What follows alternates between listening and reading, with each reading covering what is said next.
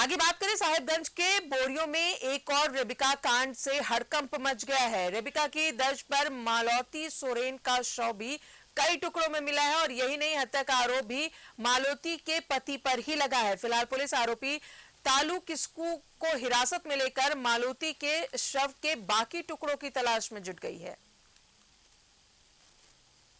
साहिबगंज के बोरियों में एक और रेबिका कांड, जंगल में कई टुकड़ों में मिला मालती सोरेन का शव, पति तालू किस्कू पर ही लगा हत्या का आरोप।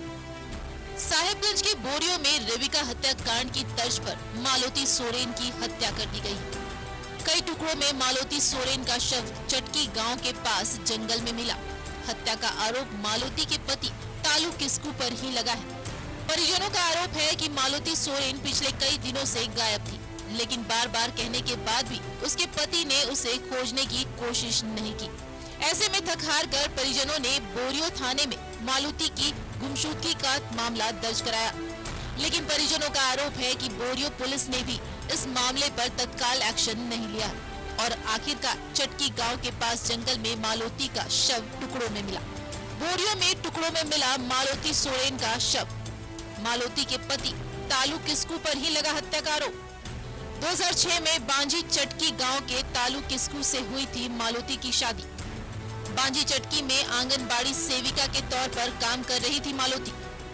पति से झगड़ा के बाद 19 अप्रैल को अपने मायके बोरियो संथाली चली गई थी। 23 अप्रैल को समझा बुझाकर तालू किस्कू ले गया वापस। 27 अप्रैल को मालती सोरेन के लापता होने की खबर परिजनों को लगी। 29 अप्रैल को परिजनों ने बोरियो थाने में दर्ज कराया था गुमशुदगी का मामला। 2 मई को चटकी गांव के पास जंगल में मिला खून से सना कपड़ा और चप्पल। 3 मई को ग्रामीणों की सूचना पर पुलिस ने बरामद किया मालती का शव। कई टुकड़ों में मिला मालती सोरेन का शव, कपड़े, चप्पल और बाइक की चाबी भी बरामद। मालती के पति तालू किस्कू को हिरासत में लेकर पूछताछ कर रही पुलिस। मालती सोरेन के शव का कुछ हिस्सा अब तक नहीं मिला है, जिसकी तलाश पुलिस कर रही है। दूसरी ओर परिजनों का आरोप है कि 22 अप्रैल को तालू किस्कू ने गांव की ही एक लड़की से दूसरी शादी कर ली थी, जिसके बाद रास्ते से हटाने के लिए मालती की हत्या कर दी और पहचान छुपाने के लिए शव को टुकड़ों में कर जंगल में फेंक दिया।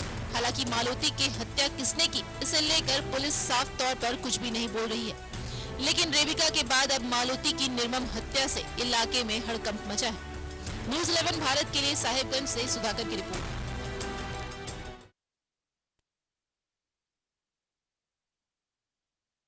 से सहयोगी सुधाकर है फोन लाइन पर। सुधाकर, एक और रेबिका हत्याकांड, वाकई में ये दिल दहलाने वाली खबर है।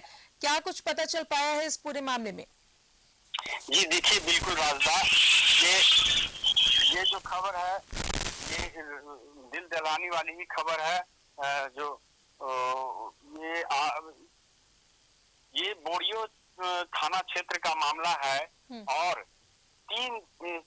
27 अप्रैल को एक जो मृतिका है वो लापता हुई थी। उसके बाद 3 दिन के बाद उसके परिजन ने वहाँ जब थाने में गुमशुदगी की रिपोर्ट लिखाई तो थाना प्रभारी और जो थाने के पुलिस थी, चूंकि रेबिका हत्याकांड भी हुआ था कि अभी 3-4 महीना पहले कांड हुआ था, उसकी भी तफ्तीश अब तक खंड नहीं हो पाई है।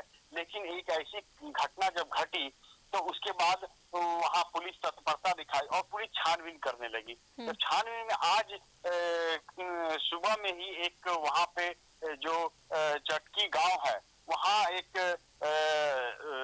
कुछ खून से लथपथ एक कपड़ा मिला और कुछ वहाँ पे एविडेंस मिले। तो वहाँ पर जाकर पुलिस को वहाँ बताया गया। उसके बाद पुलिस वहाँ पहुंची। पुलिस जब से पहुंची तो देखी कि वो जो जब उसके खुदाई किया गया वहाँ पर लाश रखा हुआ था तो उसके 4 टुकड़े मिले, धड़ अलग था, सब अलग था। उसके बाद पुलिस ने लाश को अपने कब्जे में लिया।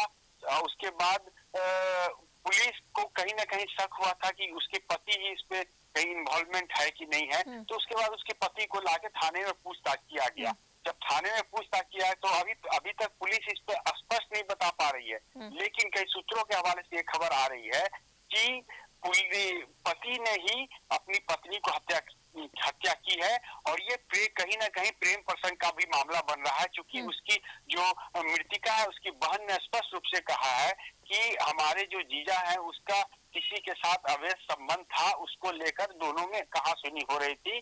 और उसके बाद वो घर आए, घर से लेकर मायके आए, और उसके बाद वो लेकर घर चले गए थे अपना, जबरदस्ती मेरी दीदी को। लेकिन वहां जब पहुंचे हैं उसके बाद वहां से मेरी दीदी गायब हो गई। हम लोग फोन लगा रहे थे लेकिन कहीं आता पता नहीं। तब हमने गुमशुदा की बातें पुलिस को बताई और उसके बाद पुलिस छानबीन की।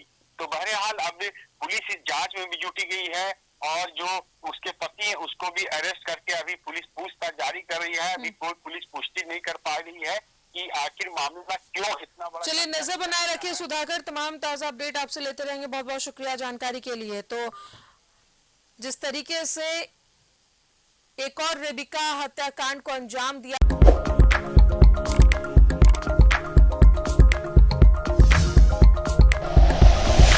Like and share videos, subscribe करें हमारा चैनल और प्रेस करें बेल आइकॉन। न्यूज़ 11 भारत, सच है तो दिखेगा।